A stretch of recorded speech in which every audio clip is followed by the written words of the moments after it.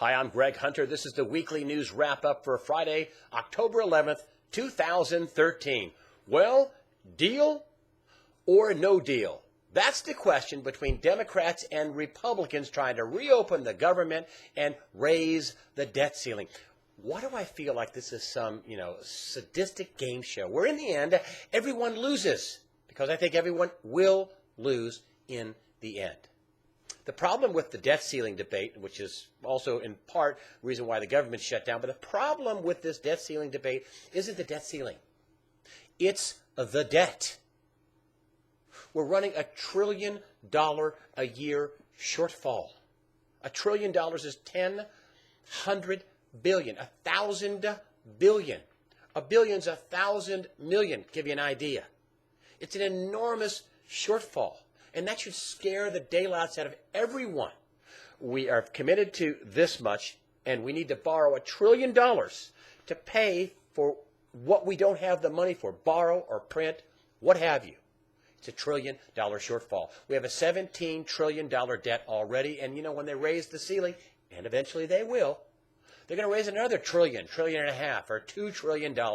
It's an enormous amount of money. And that doesn't take into account, that what we're going on the hook for. Some people say 5 to 7 trillion. I mean, it's been reported in USA Today. Those kind of numbers have been reported by John Williams at channelstats.com.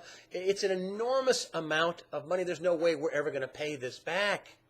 Well, you're going to pay it with a loss in your standard of living. That's why everyone will eventually lose on this deal. Do I think the government is dysfunctional? No, I don't.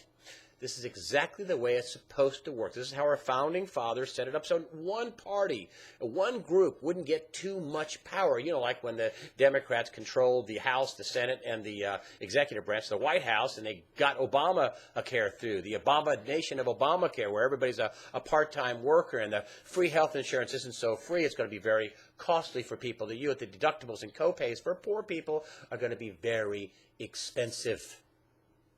It's an abomination. Obamacare. It's working exactly the way it's supposed to work with the legislative branch, that's the House and the Senate, and you have the executive branch, that's the Obama administration, the White House, and then you have the judicial, the Supreme Court. This is checks and balances. It's messy. It's ugly. It's not a straight line. It's democracy. Now, do I think both Democrats and Republicans are to blame for this huge, enormous debt mess that we're facing right now, and you're seeing it getting to be a heated pitch? Because it's really starting to make a difference now. Things are getting dicey now. Yes, I blame them both. I blame both parties for this mess. And why somebody doesn't walk in the room and be an adult and say, hey, we take in this much money, and we spend this much money. We're $1 trillion short. We got to close that gap. And it's going to be painful. And that'll be a lot less painful than when the system implodes with this bickering and lack of leadership in Washington. It will be a lot less painful to tackle it now than it will be if the system goes down. Somebody that's going to have to face all those problems, Janet Yellen. Janet Yellen, who was just nominated to take over the top spot at the Federal Reserve. She'll be replacing Ben Bernanke. And he's probably thinking, if I can just get out of town before this thing, implodes, I'll be doing great. And he probably will. And the newspapers just sang her praises. I mean, this is from yesterday. You can see right here, Obama saying Yellen's tough. And then in USA Today, the day before that, they had this big fold out above the fold. Obama to nominate first woman as Fed chief, Janet Yellen. And inside this newspaper, inside the article here, they have somebody, talking about Janet Yellen saying, well, she tried, to tell the government about and try to warn about all these excesses and all the problems with securitization and of the coming up to the financial crisis and collapse in 2008. Really?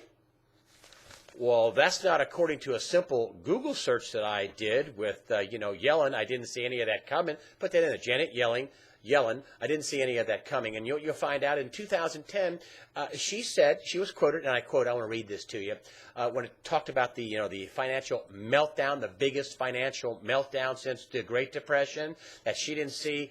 Here she said, I quote, I didn't see any of that coming until it happened. the biggest financial calamity that the country's faced since the Great Depression, probably since ever, really. And she didn't see that coming. She didn't understand about the liar loans and the fraudulent securitization and the immense amount of leverage in the system. She didn't understand any of that. Didn't see any of that coming until it happened. That's her quote. And this is the person they've chosen to run the Federal Reserve, the most powerful central banker in the world, the person that didn't see anything coming. She didn't know anything about what was coming. You know, back a few months ago in the end of July, Peter Schiff, I asked him about who do you think is going to get the top spot. I mean, back then it was Larry Summers and Janet Yellen neck and neck, and actually Larry Summers was leading by all accounts. Sounded to me. A lot of people thought that, and Peter Schiff unabashedly said it's going to be Yellen. I'd rather have Larry Summers, but it's going to be Yellen, and she's going to be the worst choice possible. Well, I've got Peter Schiff on Monday. Now, of course, he is the president of Euro-Pacific Metals, Euro-Pacific Capital. He's got about $3 billion under management. And he's going to be talking Monday about Janet Yellen and what she faces at the Federal Reserve. I'm sure it's going to be a very interesting interview for you to watch. Well, here's another big problem that Janet Yellen is going to have to deal with. You know, I've talked about all these different countries around the globe, doing these swaps so they don't have to use dollars. China and India, China and Russia, Brazil and China, all these people doing all. Now China and the European Union have arranged a currency swap deal. And that means that they're not going to be using the world's reserve currency, the United States dollar, settling trade. This is another pretty big chink in the armor of the U.S. dollar. Now, the second biggest country trading-wise, China, is not going to be using dollars with the biggest trading bloc in the world, the European Union. They're not going to be using dollars. They're going to be using yuan, the Chinese currency, and the euro, the European currency, to settle trade between them. And so you may think, I'm in America. What does that have to do with me? Well, they won't be needing all those dollars. And those are going to be coming home. And when you have a lot of something, the value goes down. And so, my prediction is we're going to have, a pretty big boomerang in inflation coming home to us via all these swap agreements where they're not using the United States dollar to settle trade. This is a huge move between two big global economies doing currency swaps, cutting out the U.S. dollar. And, you have to add one other thing with China. China is importing lots of gold, been doing it for years, and up the first 8 months of this year, it's been reported this week that China imported 846 tons of gold. Now, China is also a very big producer of gold, and they don't sell any of their gold. You have to ask yourself, why is China importing all this gold? Why is China not selling any of its gold outside the country? Why is China telling its people that they should all hold gold? Do you think that might be because they would like to have the privilege of being a world reserve currency? What do you think would happen to the value of the dollar if it wasn't the world's reserve currency, or if there was a pretty stiff competitor to the U.S. dollar as a world reserve currency? And we're back to that debt problem. We're printing $1 trillion a year buying bonds, the Federal Reserve is, and we have Federal Reserve notes. And we're coming up short $1 trillion a year in our budget. We've stacked up $17 trillion right now in debt, and we've committed to a couple of $100 trillion that we're never going to pay back. Do you understand what's happening here? And what's going to happen to the American standard of living if the dollar crashes? Yeah, it's going to go down pretty significantly, which is why everybody loses in this sadistic game show that they're having in Washington, D.C. And one final note, I just want to bring up North Africa and the Middle East.